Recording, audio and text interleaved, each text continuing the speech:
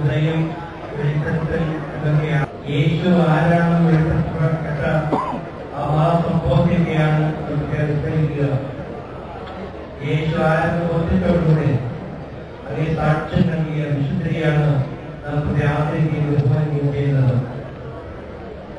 പരിശുദ്ധമേ പ്രതിമയിൽ ഇവിടെ സ്ഥാപിച്ചു കഴിഞ്ഞിട്ടുണ്ട്. പരിശുദ്ധമ്മ ജാഗര മാതാവാണെന്ന് രക്തസാക്ഷിയാക്കുകയും കൂടിയാണ് താനും.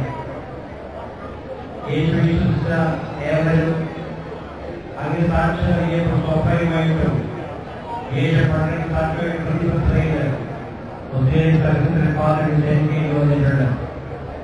ചിന്താമഹോമം ഉണ്ടാകുമ്പോഴും യേശു താപമഴയിലും ചെറുപാടപ്പെട്ട അവസരത്തിലും പിതാവായിട്ട് സാക്ഷ്യപ്പെടുത്തി എന്ന് പറഞ്ഞു ഇത് ശ്രമിക്കരുത്. യേശു സത്യങ്ങൾ ഉൾക്കൊള്ളാൻ ആവശ്യം ജീവിക്കാൻ ഈ സാക്ഷ്യം വഹിച്ചുകൊണ്ട് നമ്മുടെ ജീവിതത്തിൽ അനുഭവമാക്കാൻ നമുക്ക് പരിശ്രമിക്കാം. ഈശ്വരൻ മാന്യം കൂടാതെയുണ്ട് ആരാധനയായിക്കൊണ്ട് ക്രിസ്തുവിനെ ശുശ്രൂഷിക്കുകയും ശുശ്രൂഷിക്കുക. യേശുവിനെ പറഞ്ഞാൽ സഹായപ്രവർത്തിയെല്ലാവരെയും ആദ്യകാലത്തിൽ ബഹുമാനിക്കാനും അടുത്തിൽ പങ്കുചേരുവാനും അതായത് പ്രദർശിക്കുവാനും അടുത്തുകളെ നിർത്തുവാനും ഉത്തരവാദിത്തമുണ്ട്. സഹായമാകട്ടെ. പൂജനാഥന്മാർ യേശു ബോധിപ്പിച്ചതുപോലെ നേരത്തെ സമർപ്പിച്ചുവല്ലോ.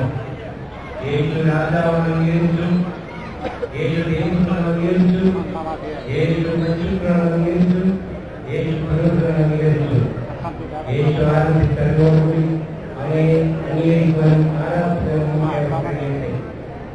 ഇവിടെ അർപ്പിക്കപ്പെടുന്ന കാഴ്ചകൾ എന്തൊക്കെ ആയിരിക്കാം. അത് ആശീർവദമാണ്. പിതാവിന്റെയും പുത്രന്റെയും പരിശുദ്ധാത്മാവിന്റെയും ദൈവത്തിന്റെ സ്തുതി. ഭൂമിയിൽ മനുഷ്യർ സമാധാനം എപ്പോഴും എന്നേക്കും.